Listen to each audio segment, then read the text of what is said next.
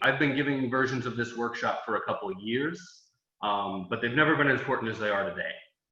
Because the truth is, depending on where you are, you may not be able to have the face-to-face interactions that usually make up a campaign. So how do we make up for that? So what is a resource? Let me share my screen.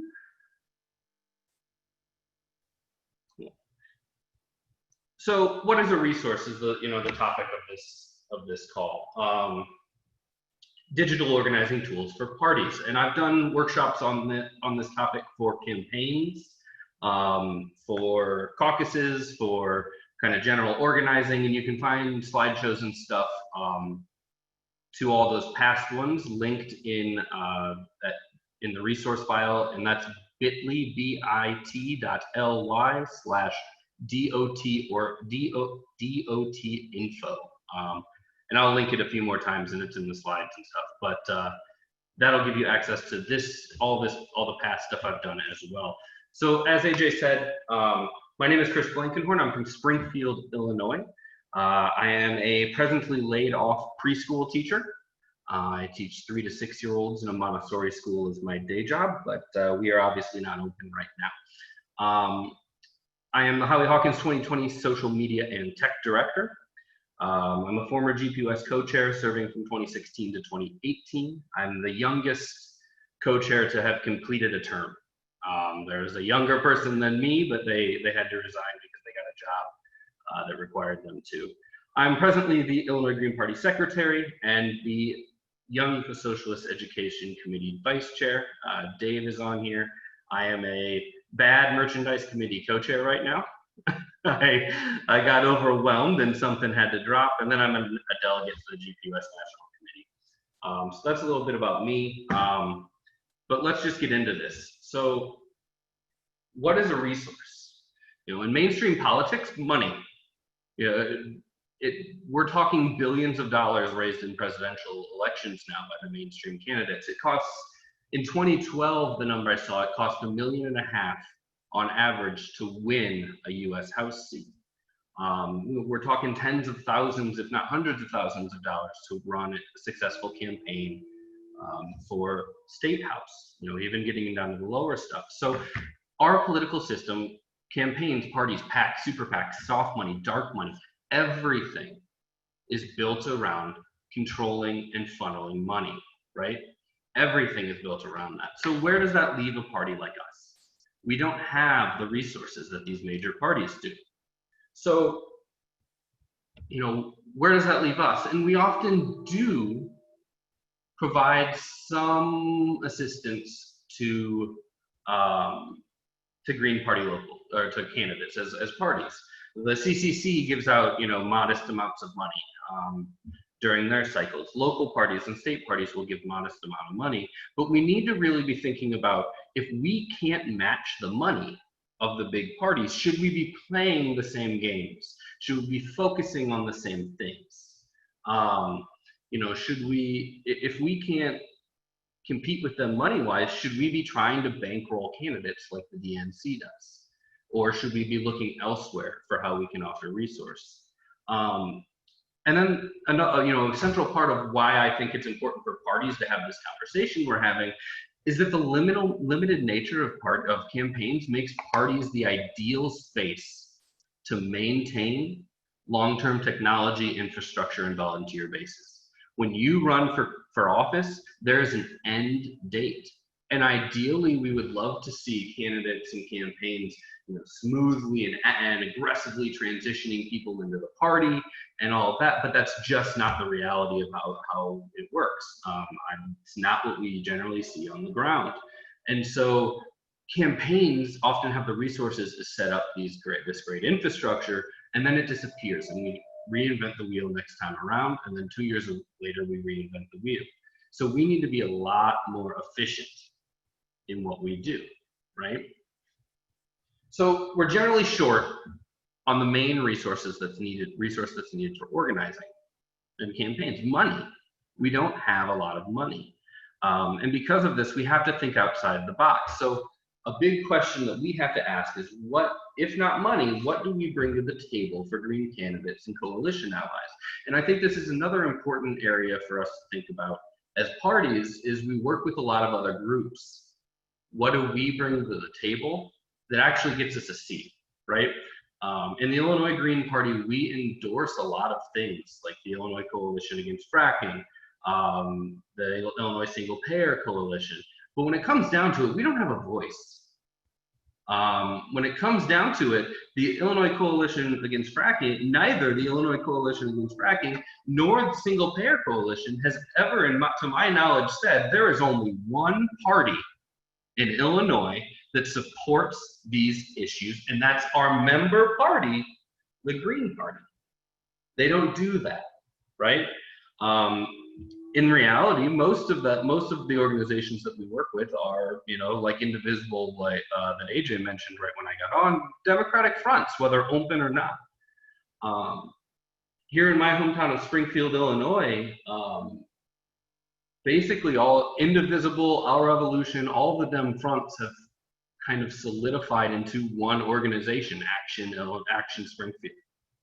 And if you're not a Democrat, you don't get the call, right? So we have to think about what we bring to the table in these kind of organizations too, because if we're, you know, we need to be getting our voice out there, and we need, these organizations need to be seeing us, as we often talk about ourselves, as the electoral arm of their movement, right? And so we have to be able to actually live up to that. It's not that words ain't shit, you know.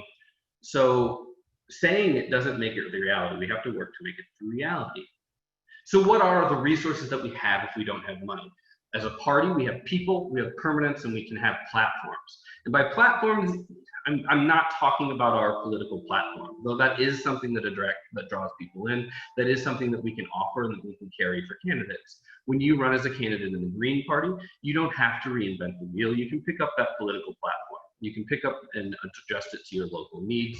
You can talk to your state and local parties about their platforms and their local issues. So we do carry that, but that's not what I'm talking about when I'm talking about platforms. I'm talking about systems and infrastructure, right? So what can we offer as a party is that kind of infrastructure. And a lot of it revolves around that top one, people using the platforms to connect it, right? We have people, we have membership, we have lists, but how do we get them engaged? So a lot of the things we're going to talk about today have to do with that. And then that middle one, permanence, is why the party has to be the one that maintains it, why it has to be a party resource. So what can we offer? We have databases, we have contacts, we have members, and you should always make people sign data sharing agreements. If you are letting people access your database and they're not signing a non-disclosure agreement, you're setting yourself up for trouble, right? You're setting yourself up for trouble with that. Because the truth is, if you don't have the piece of paper that they signed saying they wouldn't disclose, they can take their lists and they can disclose things from it. They can give it to other people, all of that. And then with the data sharing agreements, it's the same thing with your candidates or any organization you work with.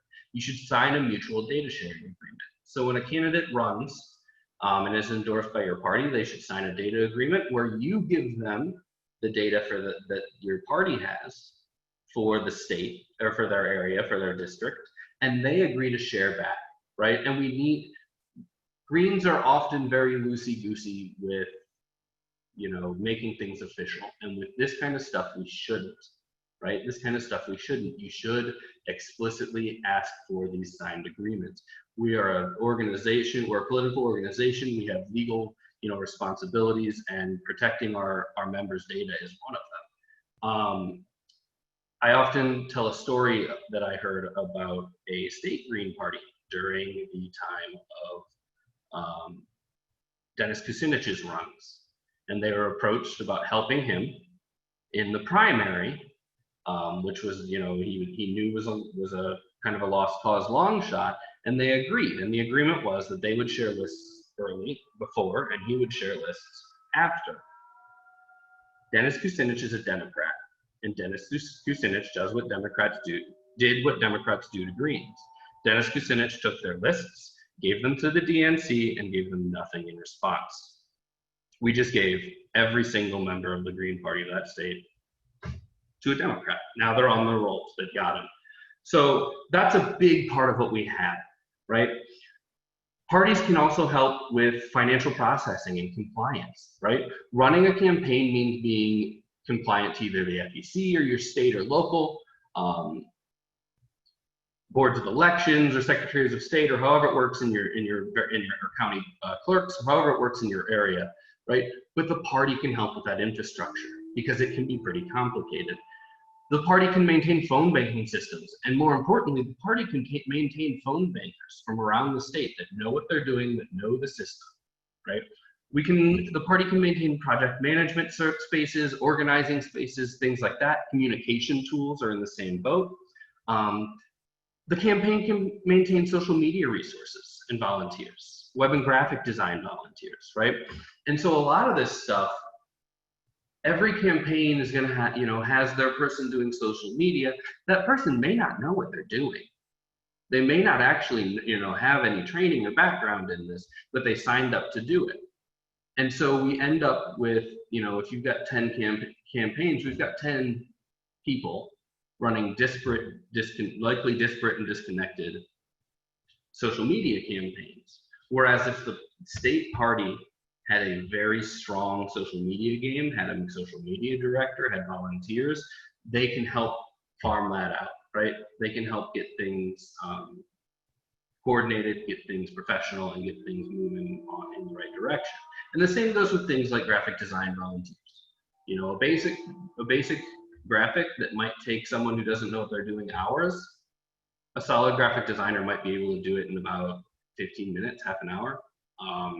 If it's something simple. So these are some resources that we can start to centralize in our state parties or the national. There's a lot of this stuff I would support our national party, the Green Party of the United States, investing in and passing the access down, right?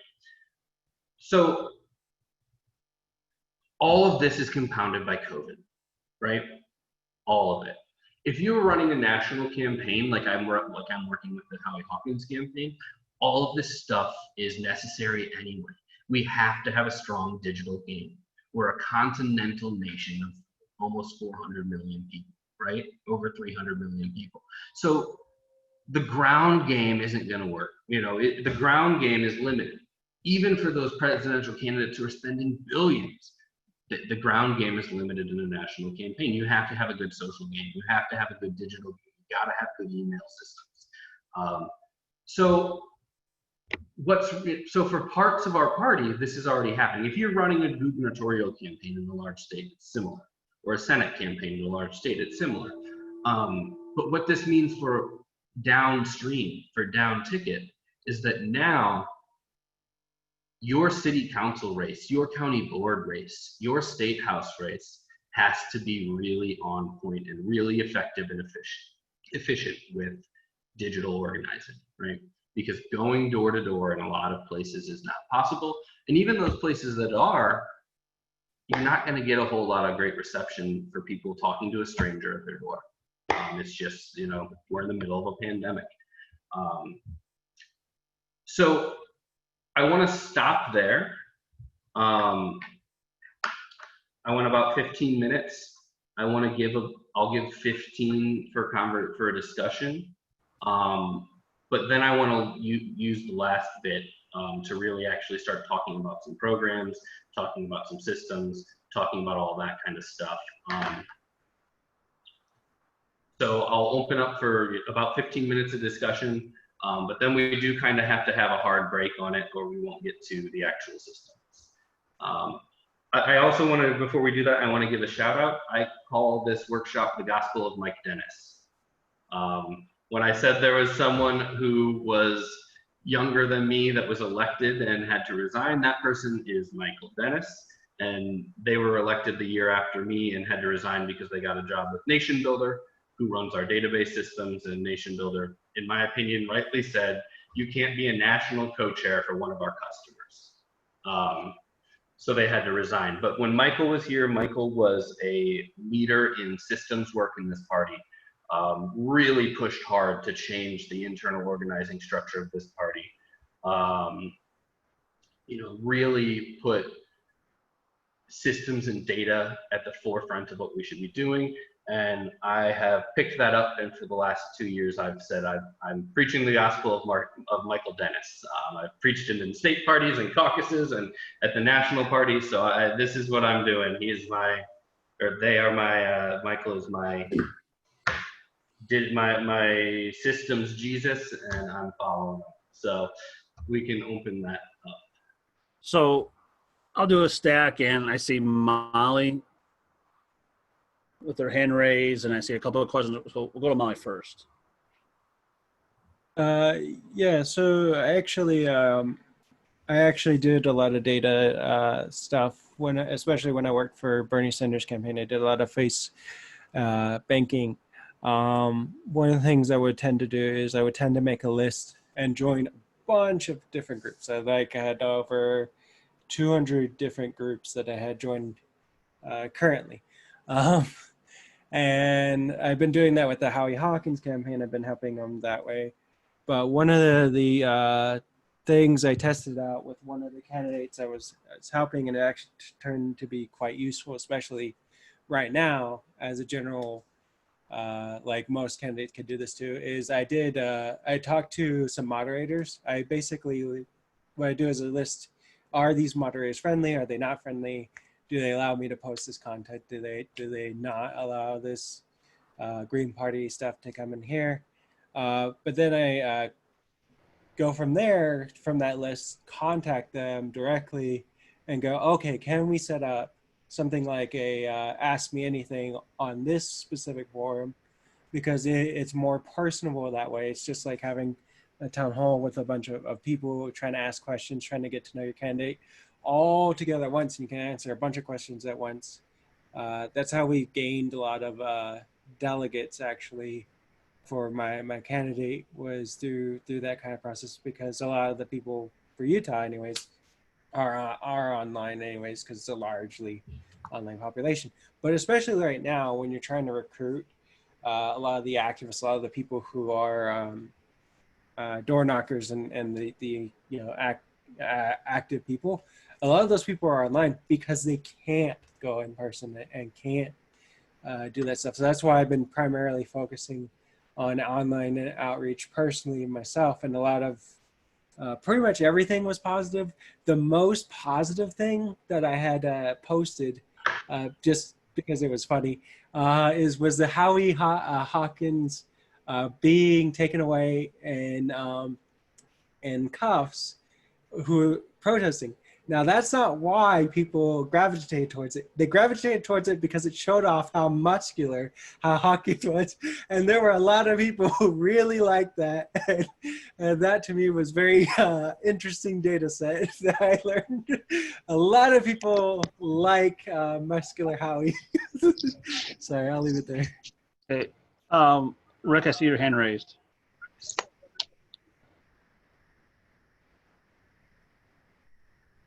Oh. Okay. You're muted. Oh, now I'm unmuted. Okay, thank you. So we've been discussing in San Diego how we should reach out to people in our locality, in our county, about the national campaign. And I want to make a brief introduction, and the point is to ask some questions.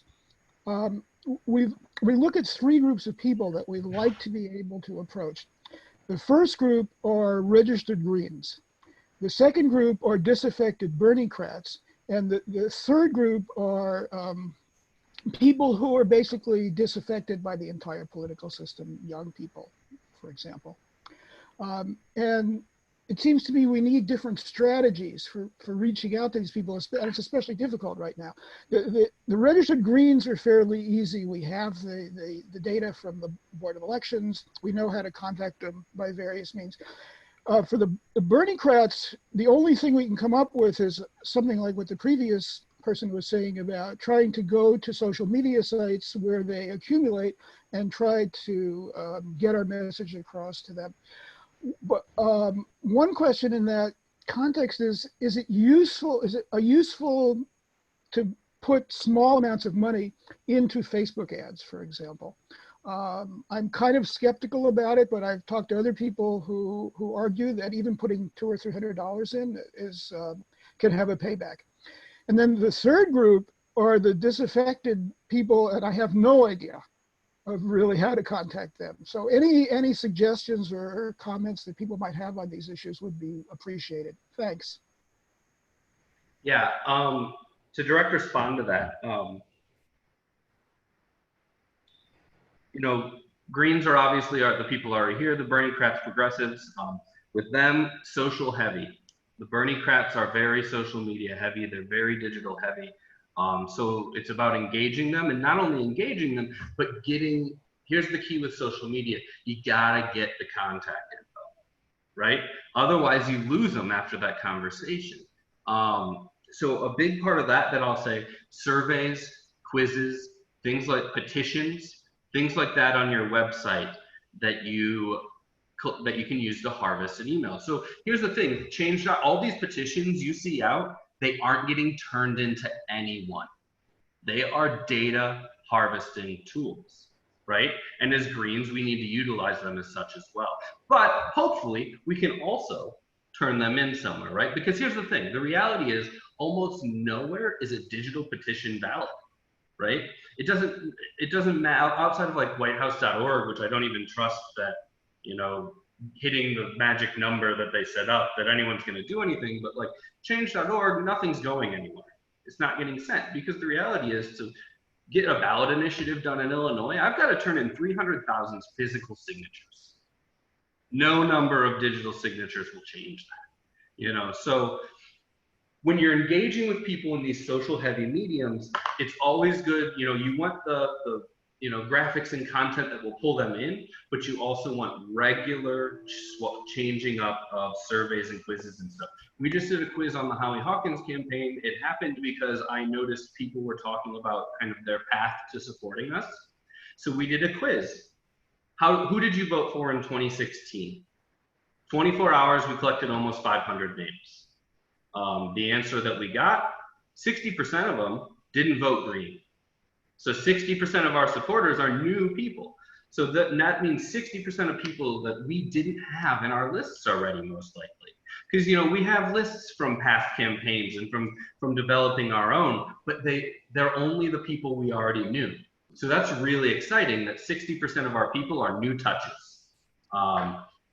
So when you're doing that social heavy engagement, you know, you want to have the kind of engagement heavy, whether it's, you know, hot commentary on an event or graphics or something, but you always want to be following up and having opportunities for people to do these things. We have a ballot access quiz.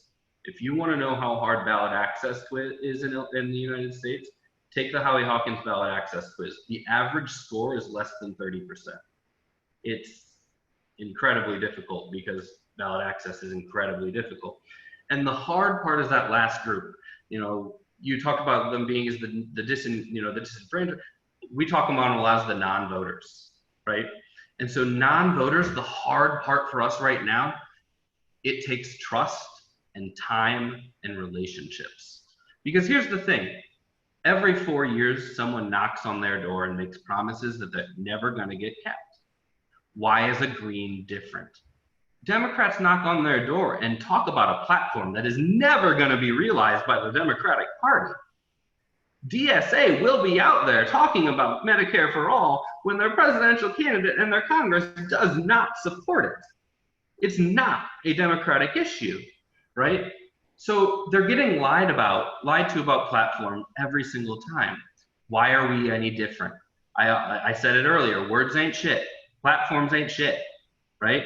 Living those values, and it's really hard to do right now because we can't be there, because the general answer to that question, or to how you do that, is you show up for their fights, you show up in the streets side by side with them, you put some skin in the game, right? And that's hard to do right now. Where I've seen a lot of Greens living that ideal is the recent Black Lives Matter protests. Greens are out there. Greens are out there as Greens. So they actually, you know, were doing it even in the pandemic. So it's just about getting creative. Another thing I'll suggest in the local sense, most Green parties only have a business meeting. Who the hell, for their first meeting with the Green Party, wants to go for 2 hours and listen to rambling that, frankly, in most Green meetings, we don't respect each other's time. We waste each other's time a lot. And so if you come in and we just spent an hour talking about GMO salmon and another hour talking about something else that isn't directly impacting my life as an uninsured working class person, I'm never going to come back, right? So I always point to Carbondale, Illinois, where we're really strong down here. And what they often have 3 events a month. They have their business meeting because we have to do business. They have a social hour at a bar, just green drinks. And once a month, people can come and informally talk green politics. And they do workshops every single month in coordination with other groups in town. So now we're starting to build those relationships where we're signal boosting each other, we're bringing in new people, and more importantly, we're allowing 3 different entry points into the party, as opposed to the normal, unless you're a policy wonk, you're never going to show up again thing. And yeah, and I've even seen, I know Tom Violet in New Jersey with the New Jersey Green Party. He does green drinks today, now, during the pandemic on Zoom. It's just Greens getting together and drinking and talking, loosely talking politics. So I think your targeting is right. You know what I mean? And I think, you do kind of have a good idea of what to do. And I would definitely suggest surveys, quizzes, things like that. SurveyMonkey is a really good site you can pay for that can do like ranked choice voting and all kinds of really cool stuff. But for a small fee, it can provide you with quite a bit of power in terms of doing quizzes and stuff. Just really quick, I saw something in the chat box. Do you have like a boilerplate template for NDA? I do not. I will try to find one and I'll put it into that DOT info link. So it won't be in there right now, but probably maybe check in a few days, and I'll try to get one in there. I'll ask the Hawkins campaign if we can use theirs as a boilerplate, and I'll ask the Illinois Green Party if we can use theirs. So yeah. Okay, so I hit it, and we'll have more time for discussion, but I do want to make sure we get through talking about some actual systems.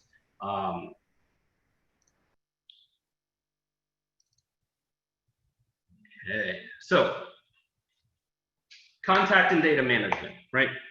We have all of these members, right? We've got our membership, but how do we engage them? How do we connect them to people? How do we tell them about important things, right? And so these, as with most of the things I'm going to talk about in terms of systems, they are by no means all encompassing. There are lots of different things that you can use outside of these. Obviously, I only have so much I can put on a slide. And each set I try to, whether it be by piecing different pieces together or offering a one all-in-one, I do try to give kind of a wide option of uses and resources that come from them, right? So data and contact management, right?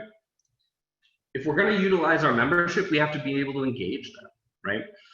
And with COVID limiting face-to-face interactions with meetings and public events, we have to find other means. The good news is most Green parties already have this in place in some way or another. We may not be using it well, but we do have it. And that means it's super important that we have up-to-date contact lists, that we're regularly sending emails so that we can get through, that we have a contact management system that can, and a kind of development system for members, an onboarding process when people do sign in. Because here's the truth, a lot of times people sign up a volunteer form in the Green Party, and they never hear from anybody. It went into the black hole of thousands of uncontacted volunteers.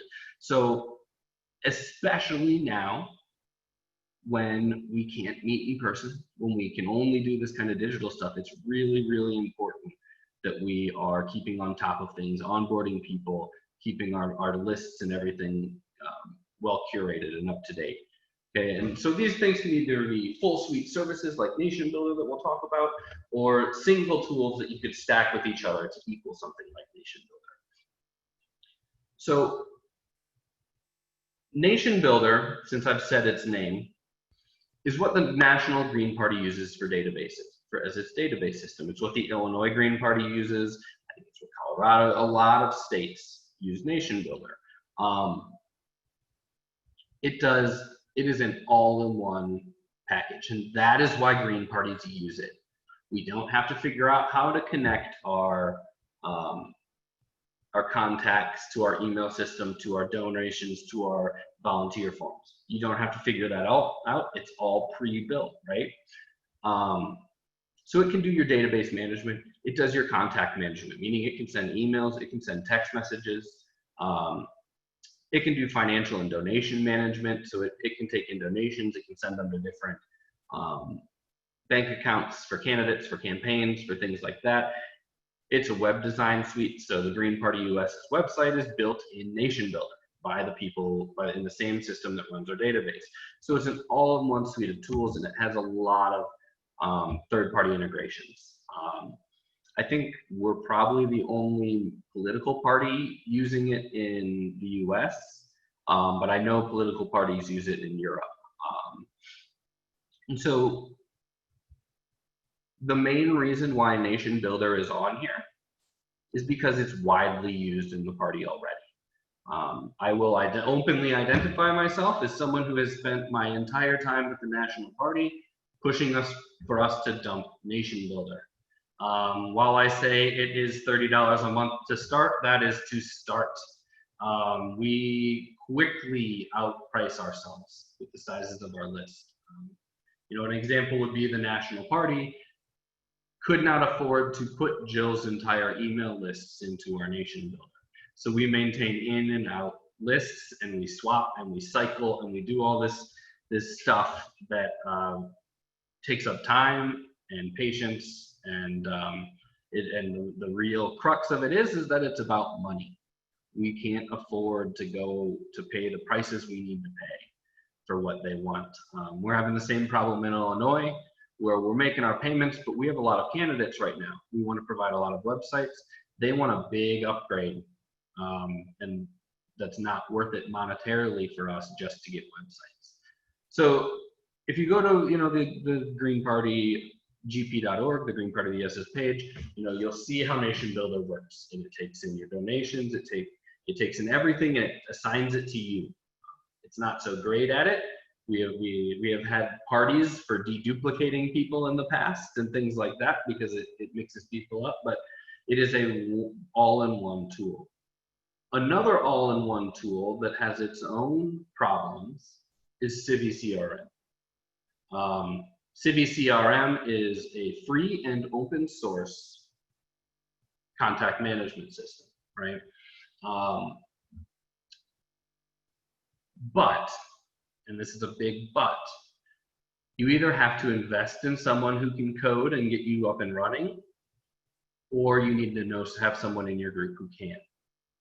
You can run a basic system pretty easily, but if you really want to start customizing the system to do exactly what you want and to meet the needs of your local or state party, you're either going to have someone who knows some coding, or you're going to have someone or you're going to have to pay someone to do it. That said, it can manage your database just like Nation Builder. You can take your donations just like Nation Builder. It can take your volunteer contact forms just like Nation Builder. It does not run your website. I will say, I think that's a good thing. Nation Builder websites are hideous. They are not user-friendly to build, and I say that as a web designer, and they are just aesthetically bad in my opinion. So CiviCRM lets you go and use a platform like Wix or WordPress to build a much better looking and more reactive web page. It can integrate with basically anything you can code it to, right? So that's really strong. But as I said, really steep learning curve. Here in Illinois, we had a group of people. It was a coalition of DSA and Green Party people, and they created an organization called PEC, and it was the Progressive Electoral Committee, like Political Action Committee or something. I don't remember the exact name, but they uploaded the entire Illinois voter roll, 8 million people. They have the largest CiviCRM database in the world. And they are working towards being able to run walk sheets out of that. So if you wanted to walk around your neighborhood, it could give you the name and address of registered voters and any notes we had on them. I will say that the Howie Hawkins campaign is using CiviCRM. We are not using Nation Builder. We take donations, volunteer forms, all through Civi at this point. So we are almost at the point where we can, not need a service like Nation Builder. And I can say moving to Civi is saving us money on things like financial transaction fees and stuff like that. So those are the big ones. Like if you're a state party and you're going to be running these large lists, thousands of people and all of that. But there's also services like MailChimp or Constant Contact that really they just focus on emails. But to focus on emails, you have to be able to run a database, right? And so they can handle your databases. You can have forms. I use MailChimp because I know you can have your volunteer forms feeding straight into MailChimp. You can have your donation forms feeding straight into MailChimp. I think you get 2,000 emails for free. I could be wrong on that. I think you get 2,000 emails for free, email contacts for free through MailChimp, and then you have to start paying. The good thing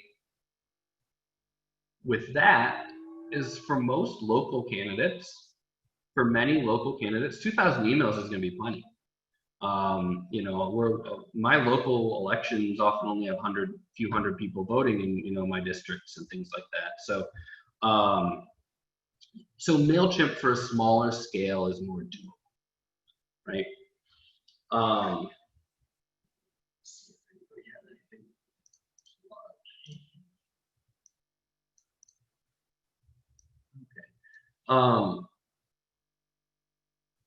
So I'll stop real brief to see if anybody has any questions about that stuff. Again, real brief so we can get to the next topic.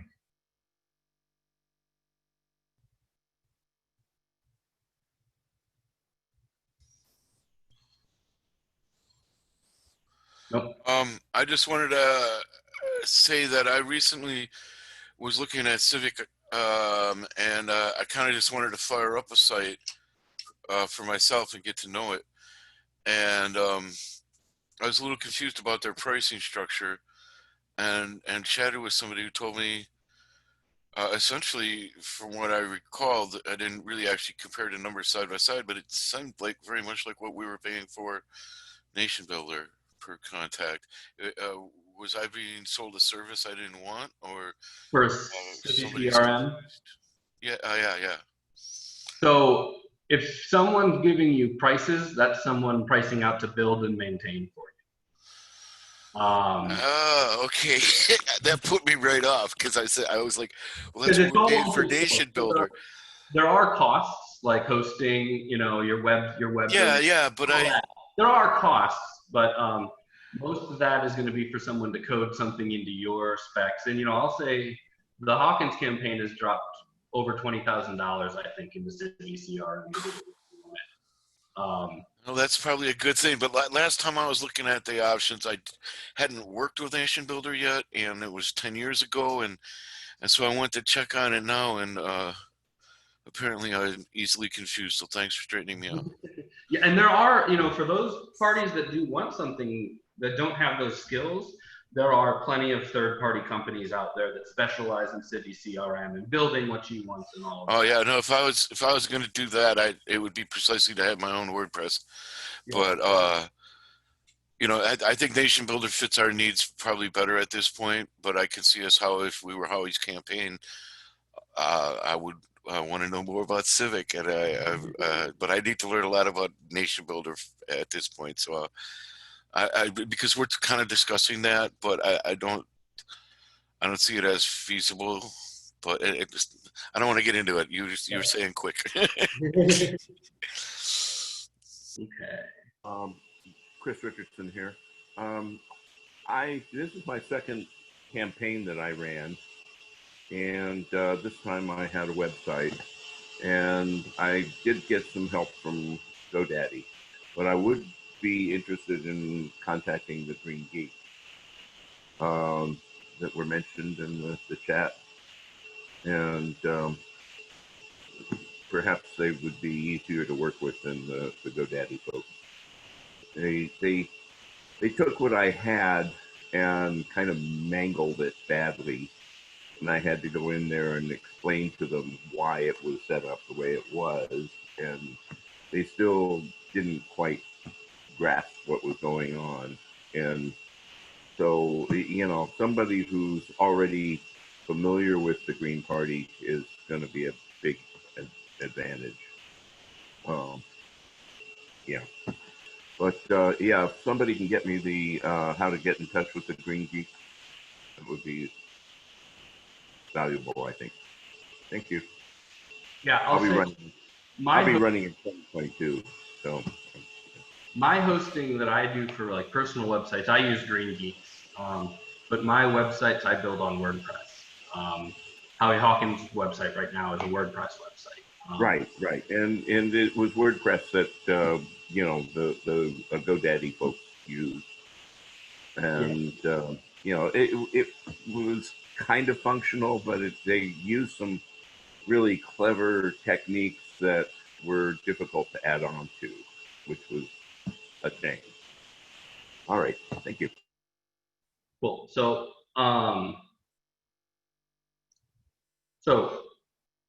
as parties, one of our primary functions has to be connecting our membership, or connecting with our membership, informing our membership, and engaging them in doing actual work, right? So the next thing I'm going to talk about is project management, right? Presently, in my experience in the Green Party, the National Party works through phone calls, conference calls. State parties tend to work through conference calls and email lists, both use email lists as well. And then local parties tend to really focus in on that, those in-person meetings, right? Maybe there's a Facebook chat or something a little unofficial.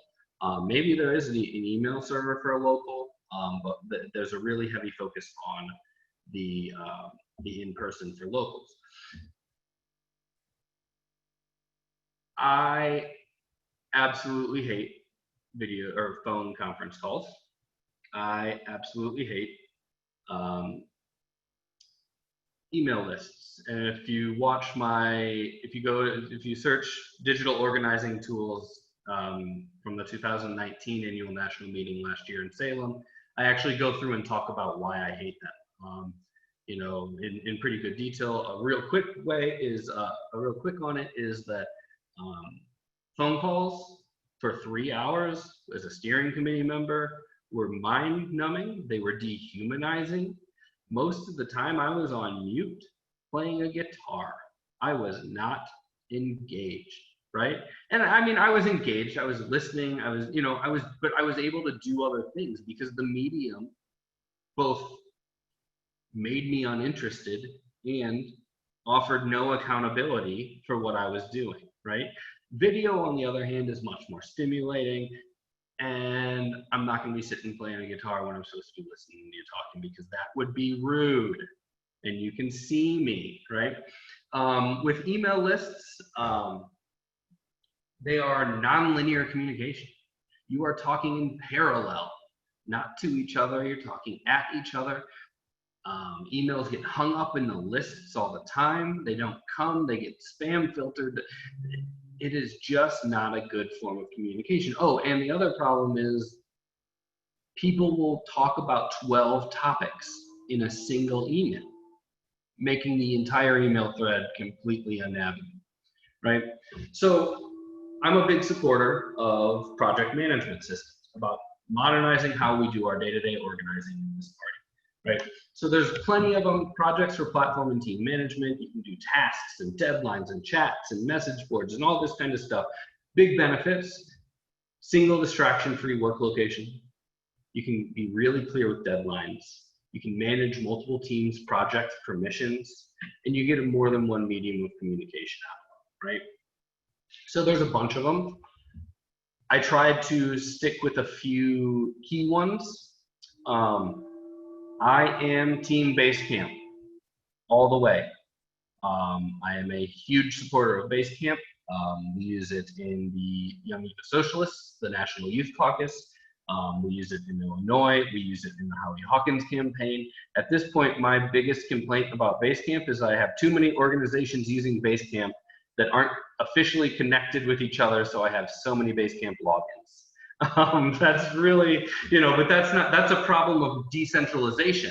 That's not a system problem, it's a decentralization problem. All of our values come with trade-offs. So Basecamp, it allows you to manage multiple projects and teams. You can access it through desktop, through mobile app, through browser, through email. It's got chats, it's got message boards, it's got check-ins, it's got document sharing, to-do lists, all this kind of stuff. Right here, I'm on Basecamp right now on my phone. I can pull it up on my computer as well. But what Basecamp is basically specific spaces for specific work, right? And so when you go into the Illinois Green Party's Basecamp, you'll see a member hub where all of our members exist in one place that all of our members can talk to each other at any time. That is decentralization. That is grassroots democracy. Having to sign up to the email list limits who can communicate, right? But with Basecamp, everybody's there. If they have a question, they can post it in the member hub. They can create a thread if they want to have a discussion. They can set a date if they're going to have a local meeting. There's message boards for longer term conversations. There's chats. Think about it just as a string of consciousness, like a Facebook chat, right? Or a group text, where it just keeps going. So the keeps going is great for just engaging with each other. But if something important comes out, you can move it into that. You can move it into the message boards. We'll have a permanent space for permanent discussion. Check-ins. One of my favorite things about Basecamp is its check-ins. Every week, people in the Illinois Green Party get asked, "What are you working on locally?" Every week, people in the Green Party get asked, in the Illinois Green Party get asked, "Have you read a good book, seen a good workshop, watched a good video? Share it."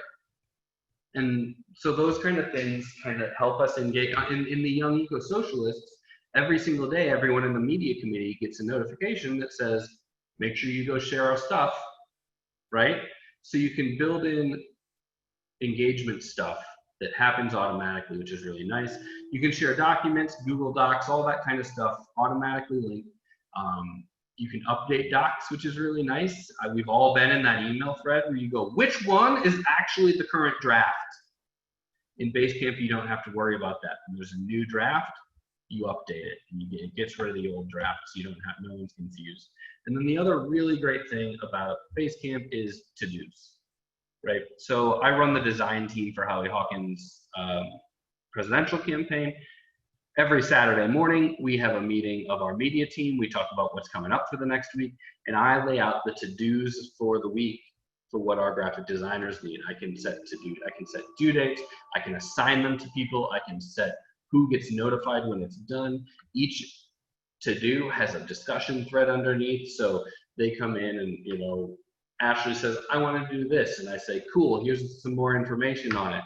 And then Ashley says, "What do you think about this draft?" And I say, "Let's do this." And then they share another, and we can fine tune all of the stuff, and not in a Facebook chat, not in a email thread that's bothering everyone, in a specific space for that work, right? So I'm a big advocate of Basecamp. The big downside to Basecamp is upfront costs, $100 a month or $1,000 a year, right?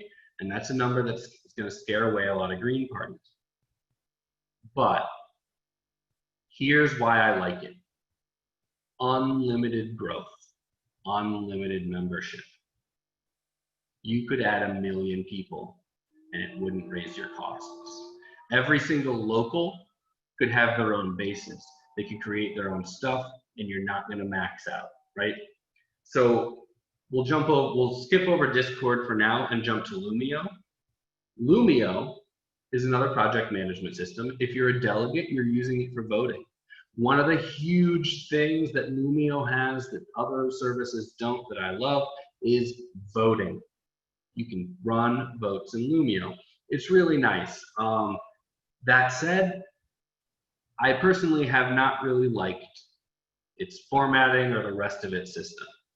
I haven't liked it for scheduling and calendars and that kind of stuff. Which is, I will point out, why the National Committee is not using Lumio. Or the PMC is not really using Lumio. We're just kind of voting on it, right? We're using it as a voting system, not as a project management system, which is what it was intended to be. Lumio's plus is that it's open source.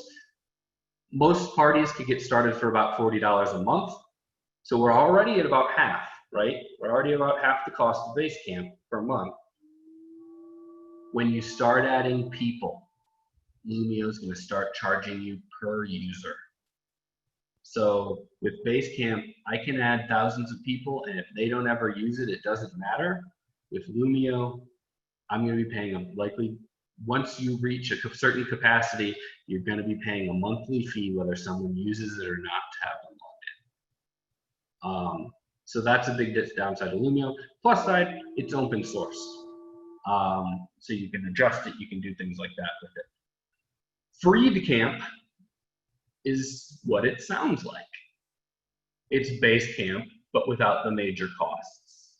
How Freedcamp does this is by giving you basic access and accessibility and functionality for free, but then you need to pay for things that you want otherwise, right? A really cool thing about Freedcamp, it can have its own CRM. So it can take the place of Nation Builder or City CRM or MailChimp and integrate it in with your project management system. Problem is, you're gonna pay for that, right?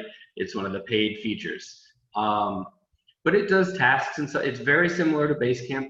A really cool thing it does that no one else does is password sharing. You can share your credentials without actually typing them out between users and sending them.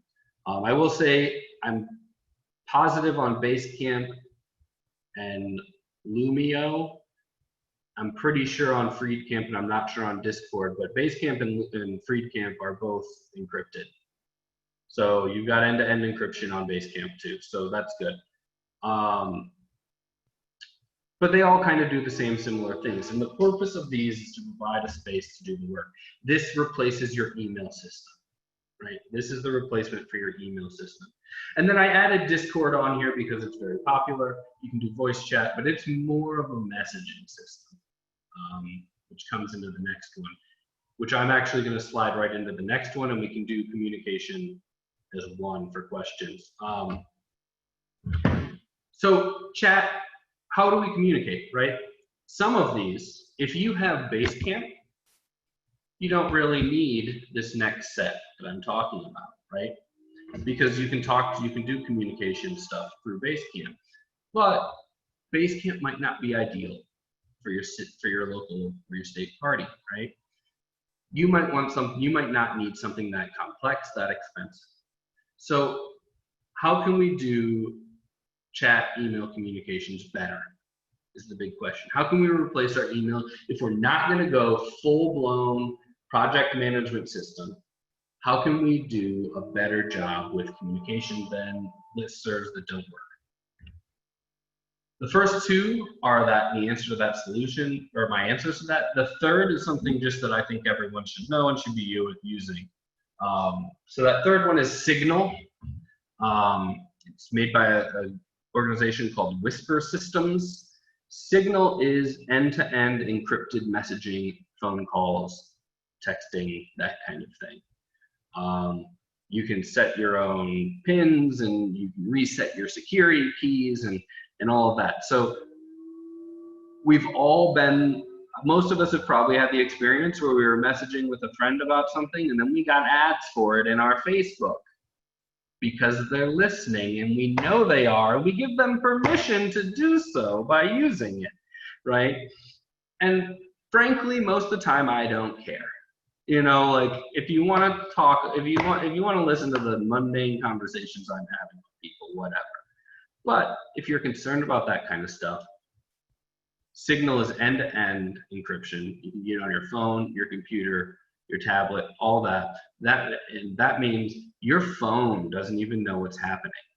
You type what you type inside the Signal app, and it encrypts it before Apple sees it. Okay, and then it sends it out. So most of my conversations on Signal are honestly my wife, who messaged me during this saying, "Hey, I'm going to my sister's." That didn't need to be encrypted, but it's just what I use. You know, we use it to talk to each other. So Signal is a great free app to do end-to-end stuff. WhatsApp is another popular one. There's plenty of them out there. I've just used Signal for years.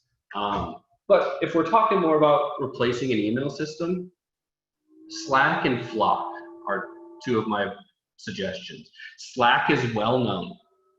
It's out there. Most people know it. Most people have used it. It's a group messaging app. You can set up different groups and have your conversations. It can be set up to work through email. And like I said, you set up channels for different things. So a channel for the executive committee, a channel for the coordinating committee, a channel for the membership. I'm thinking ILGP. Those would translate into bases on Basecamp. And here they would only offer a chat. Whereas on Basecamp, they would offer a chat, a thread, events, all that kind of stuff.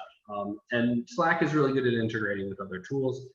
There's a free version for both Flock and Slack. There are free versions. Both of them, the crux of it is at 10,000 messages, you run out of space. So when someone hits enter on 10,001, message number 1 is deleted. When 10,002 goes, message number 2 is deleted. That may not matter. For some organizations, that might not matter. But for parties who like transparency and notes and longevity of information, it's a problem. So that gets you into paying, right? And the real problem that I have with Slack and Flock are that when you start paying, you pay per user. And when you start paying, you pay per user. Flock is very similar. Flock adds some really important stuff. It adds to-dos. It lets you do sub-channels so you can get even more fine-tuned. And it lets you actually do video calls from within it. So you don't need like Zoom or something if you've got a good Flock account. Between Flock and Slack, I would always suggest Flock, because getting those to-dos, getting that little bit of project management is important, because that's a big thing we need to here in the party, is making it clear, what are the expectations of me? What am I supposed to be doing right now? I know that I said earlier that people balk at that $1,000 price. But even at the cheapest of $450, once you hit 200 people, you might as well buy Basecamp. And that's just per month, right? When you hit 200 people, so let's see what a year would be. I did the math wrong. So once you get over, you hit 20 people on your thing, you should pay for Basecamp, because you've now your $450 a month times 20 is more than that $1,000 a year, right? So the Slack and the Flock are a lot more for your campaigns, something that's not going to last long, or for a smaller organization. If we're talking about state party, a large city party, you want to be up here in project management. I can say that the Holly Hawkins campaign started on Flock. And when we started hitting the point where we were going to delete things, that's when we transitioned to Basecamp, because our staff was larger than 20. Or our volunteer corps was larger than 20. And we needed to add people.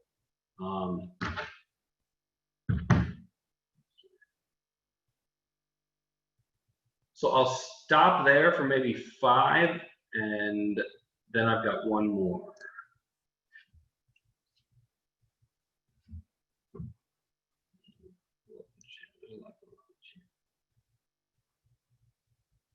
What? Yeah, the Black Caucus uses Flock. That's actually where Flaneos were who I heard of Flock from. Chris? Yep. So I saw that it said that Slack and I think Flock are secure. Yes. What does that mean? Some kind of encryption. It means they don't have access to your messages. Okay, great. You know, when I brought up Signal earlier, the messaging app, Signal is app to app, so it's about as good as you can get. You know, Flock and stuff, I'm not sure on exactly what kind of encryption they're using, whether or not my iPhone still knows what I'm typing or not. In Signal, it doesn't, because it gets encrypted as soon as inside the app. But yeah, they all have some level of encryption and privacy, and none of them have any access to your messages, your data. Can I ask one more question and then I'll get off? Yep. So Signal, I like Signal, but I can only use it with other people who are using Signal, correct? Okay. Yeah.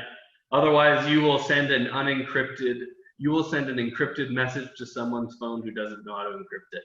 Right. Okay. Thanks. Yep. Hey, and congratulations, matching funds. Yeah. Sorry, I had to say it. Super excited about that. Okay, so the last one that I have is about, you know, that big. So this is a lot of this is. Chris, can I ask Yeah. you one quick question? I was looking at Free Camp and their pricing structure. Can you remind me what the free version does not have? I don't think it has issue tracking. I don't think it has. I know it doesn't have the CRM, and there might be. I think you're right. I think those were the two things. There was two things that I highly value, and issue tracking at this point being the main one. Thank you. And I tried to use another. I will say another restriction of FreeCamp is you don't have access to every tool on your phone. It has a limited access, a limited number of features on the phone, which is unfortunate. Thank you for the heads up on that, because that makes all the difference. Yeah, Lynn said $7.50 a month, $7.50 a month to add issue tracking. Yeah, that's my next question. I was going to try to answer myself because there's a $1.49 and a $7.49, but that's per user, and there is no way we can afford. Well, those user fees, that's how they get you. So these last one, the first part of this was more about how can we be better organizers? How can we provide a space that is more conducive to organizing, right? And when we're talking about what do we have to offer, what is a resource, with something like Basecamp, every single campaign in my state party can have their own bases, their own communication forms, their own space to work set up there, right? They can all do work from there. And the same can be said for things like Slack and other communication tools.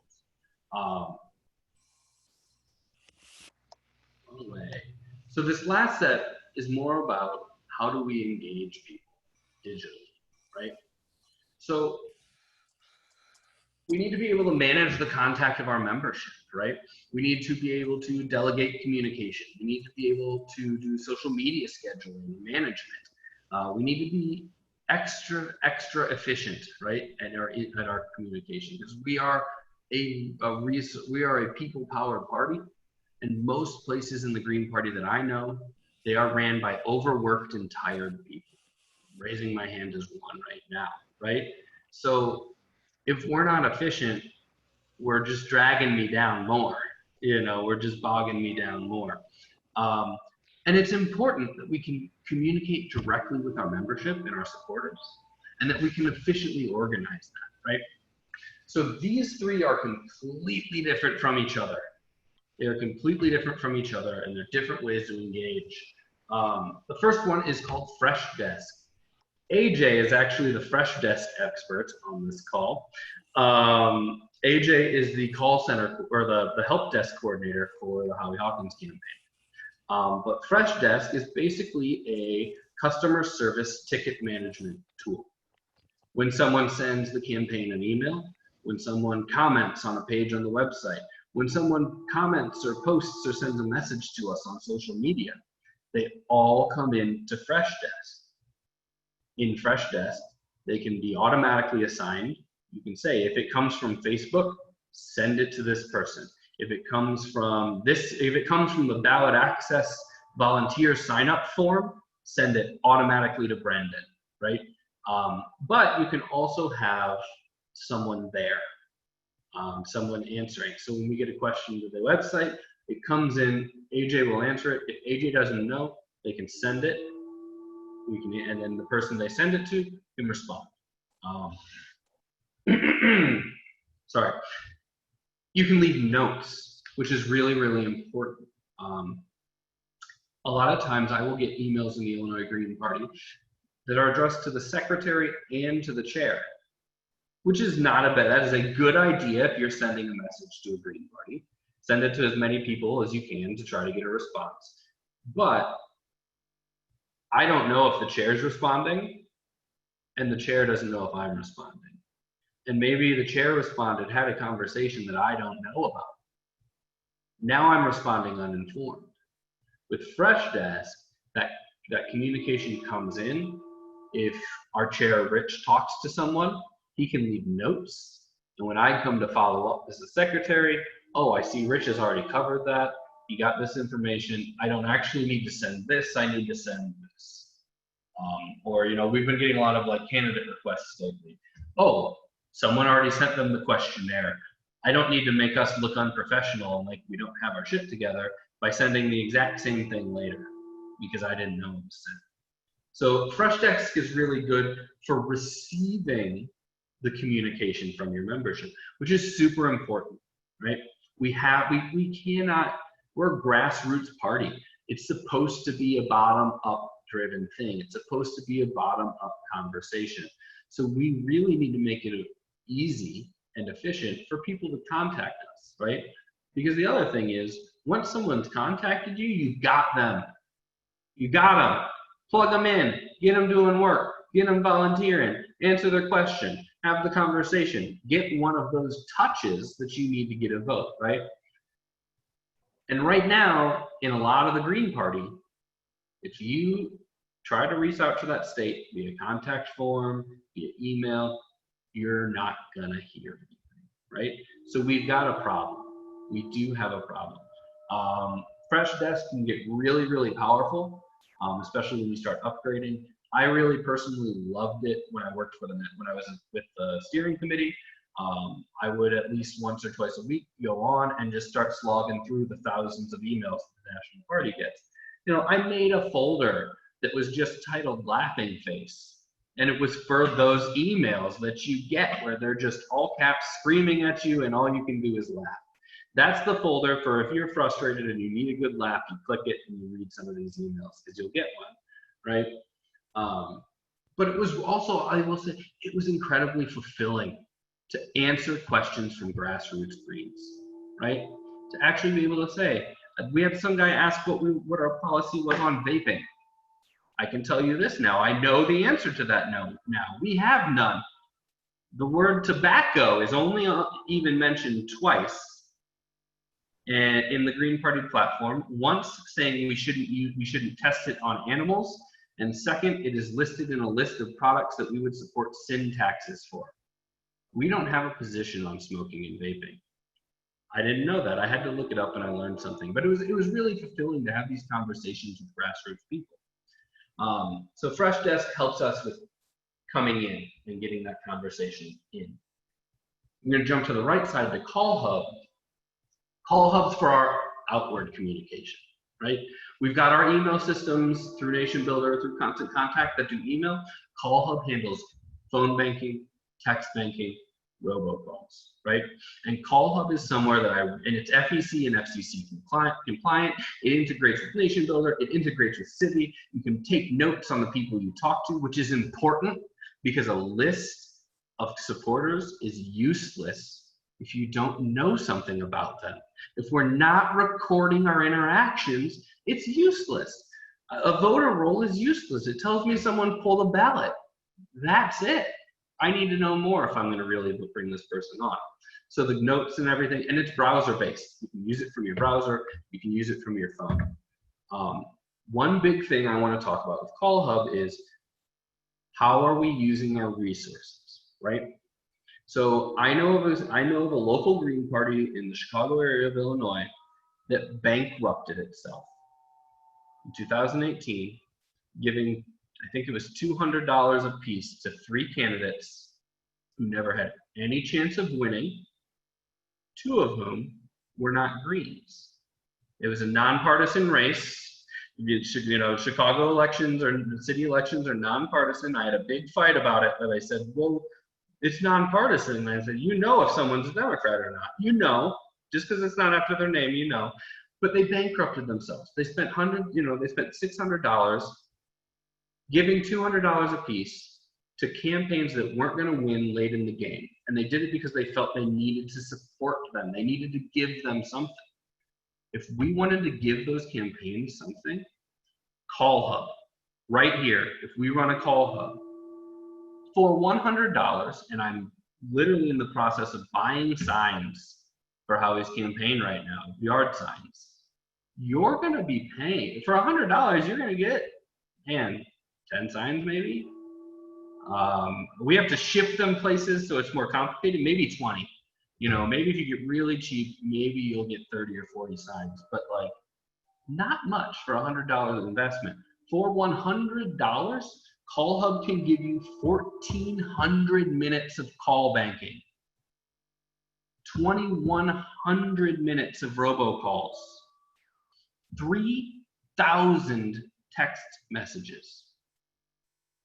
I get that generally decisions on spending are best left to the campaign on the local level, but our campaigns are buying goddamn yard signs.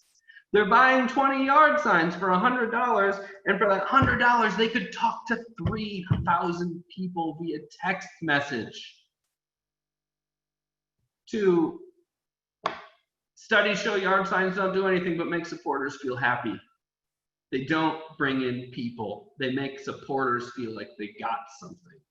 So when we think about these things, we really have to be thinking about the infrastructure that we can do. That $600 could have been calling people all over Chicago. It could have been robocalls. It could have been in-person calls. It could have been text blasts. It could have been respondable text messages. We could have used it to raise money, right? And a state party could put $100 into Call Hub and help a dozen, let's call it 10 for easy math. It could help 10 campaigns. Would those campaigns rather have 150 minutes of calling a piece or $10? Because that's how this breaks down, right? So this is exactly the kind of resource that a party should be running, and that the party should have people trained and volunteers waiting to make the call, right? And then you can send campaign volunteers to the trainer. All of a sudden, you've got a big group working under the state party, and you're really providing a resource before you weren't. And then the last one is for the social media. I recommend Hootsuite. There's a lot of them out there, Buffer, Later, all kinds of different services for scheduling posts. But I really like Hootsuite. Hootsuite is a social media scheduler. I have our Holly Hawkins Facebook page, our gubernatorial Facebook page, our Instagram, our Twitter, Angela's stuff, state-based sites like Holly Hawkins for Michigan, things like that. I can load them into my Hootsuite. I can schedule posts ahead of time. One click of a button, I can put it on all 3. And so one of the things, and I'll show people, me wake up my Hootsuite. Go past week.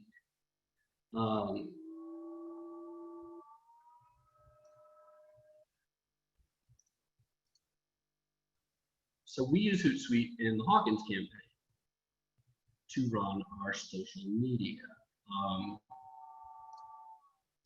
I just want to let people see what it looks like.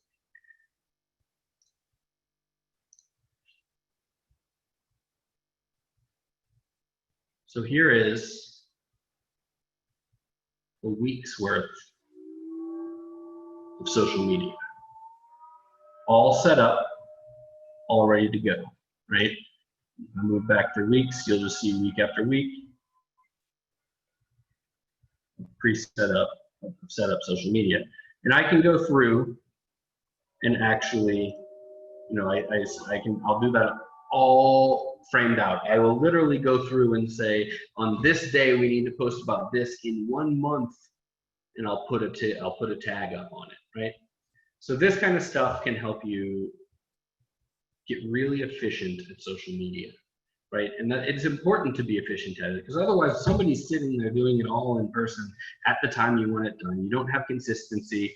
It all just kind of is, it's by the, you know, it's by the skin of your teeth. You're just getting it done. You're shooting from the hip. Hootsuite allows you to really start thinking out campaigns on social media and how to deliver consistent content. So, Chris, I hate to interrupt, but we're kind of out of time. I'm just going to go to the last one right there. Yep. Yeah. So I am done.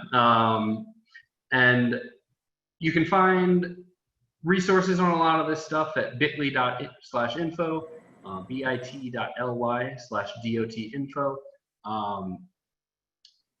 In there are slideshows from past ones, product sheets where I go through all these different products and list them side by side. Lots of things that weren't talked about in here. So if you were interested about web design, there's stuff about Wix and WordPress. If you're interested in how to vote, there's things about OpaVote and Election Buddy.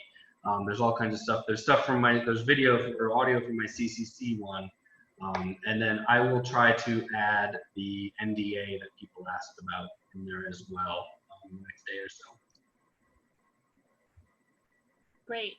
So I don't know that we have time for the questions, but I'm pretty sure one person was going to ask about accessibility on any of these various sites and platforms. So I don't know if you can speak to that, but you know, with people who have either visual limitations or, you know, other types of, you know, needing assistive technology, do you know how they might interact with Basecamp, et cetera, et cetera, et cetera? So most of them have some level of accessibility. A lot of them kick it to that email functionality. So they're gonna, you know, want you to use it through email, and then they're gonna use it through email, and then their email is gonna process it like a normal email for whatever tool that they usually use. One of the ongoing fights regarding Basecamp in the party is whether or not it is accessible. Basecamp says they are ADA compliant, that they are fully accessible. They have instructions on how to do it. I have greens who have visual impairments who say it's not working. And so I do know a member of the Young Eco-Socialists is working with Basecamp right now to figure out why we're still having problems. But yeah, one of the big perks of Basecamp and one of the reasons why we chose it is because they do advertise themselves as fully ADA compliant and accessible. I think there's problems with that in terms of the actual reality, but yeah, and so each one of them I think is going to have that, where they do try to do it as best they can, and there's probably some failings. Great. Okay. Let's try to get these two other questions done, and then we're going to call it an evening, at least for those of us on the East Coast where it is evening. Emma, do you want to go next? Yeah, sure. Thank you. So I'm on the national committee, and I'm wondering, what can we do about the lost serve? It's just this horrible way of communicating that we're using on national committee. It's completely dysfunctional, and nobody really pays attention to it. what would you recommend for national committee communications? My big picture recommendation is Basecamp. And that my recommendation is that the national party gets it and integrates it into, integrates the national committee into it. But big picture, I think that then, because of its unlimited size, I think that the national party should then rent space to the state parties and to local parties. And with that money, obviously, you could quickly cover the $1,000 a year fee, but hopefully we could also pay someone to help be that manager, because once we start adding these big groups of people, we're going to need someone to actively manage it. And so, yeah, I would really like to see the national party pick up a whole bunch of infrastructure and try to let it, I hate that I'm about to use this term, but try to trickle it down as best we can to the, to the state parties. And I think we can do it step by step and things like that. But I can say, the Youth Caucus has rented off areas of their base camp, and it has been pretty, it's been pretty minimal in terms of the workload. The big problem with my proposal is that I think, or I know Basecamp doesn't allow bulk uploads right now. So we may have to negotiate with them about coding that in so I can just do a spreadsheet. But yeah, that is my suggestion. Well, I can just say, as a member of the steering committee, we've certainly had conversations about just the disaster that is our listservs. And I think, right now we're in the, we did try, for those of you who are newer in the party, a bulletin board of some sort 3 years ago, maybe. And it worked fine. I don't know, and I'm not a big, I like email in general, not the listservs, but, we did a 6-month trial and people voted to get rid of it and go back to email. So I think part of the challenge is coming to consensus on what the replacement is, because I think it's pretty easy to come to consensus that what we have now isn't working, but a lot of people have different preferences and desires for what would replace it, and that's the challenge. But some things to think about. So I know I will be taking this back to the steering committee, and certainly even as treasurer, thinking about how we can budget for more tools and techniques. So thank you, Chris, so much. I think that's going to wrap it up. We're 10 minutes over, not that anyone's counting, but this has been recorded. I want to thank AJ for stepping in and starting off the co-hosting responsibilities for me, since I got called away to another Zoom for a press conference. And the first day of our 4-day adventure is concluded, and we will pick back up tomorrow with another set of workshops at 1 o'clock Eastern, and Friday night fundraiser, Saturday convention, Sunday, I think the winning campaign is going to sort of take over and get things organized and focused on the campaign. And that's what we've got for the rest of the weekend. So happy Thursday, everyone, and have a great rest of the week, and hope to see you around. Thanks again, Chris. Thank you. I'll be on at 2:30 tomorrow Eastern doing a workshop on Foreign Eco-Socialist Party. Mahalo, Chris. Mahalo, Hillary.